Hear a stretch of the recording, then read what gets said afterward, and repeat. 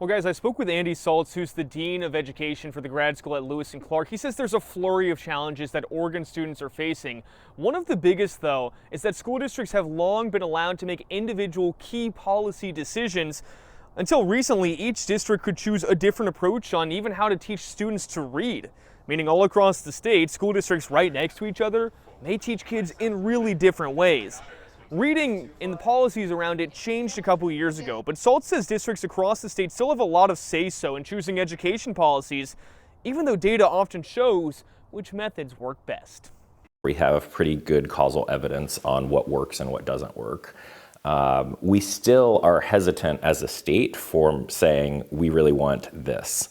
And that comes from kind of the Oregon history of a really decentralized system. What we're seeing now, particularly in rural districts, is... Saltz says he would like to see the state government be more assertive in choosing specific teaching methods, which could lead to improved learning.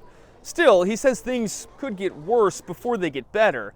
The federal government is considering slashing school funding significantly. Saltz says Title I schools, those are schools with a lot of kids that are in poverty, could see funding cuts by 27%, which is just another reason he says that state legislators need to be really focused and honed in on these conversations around education here in Oregon.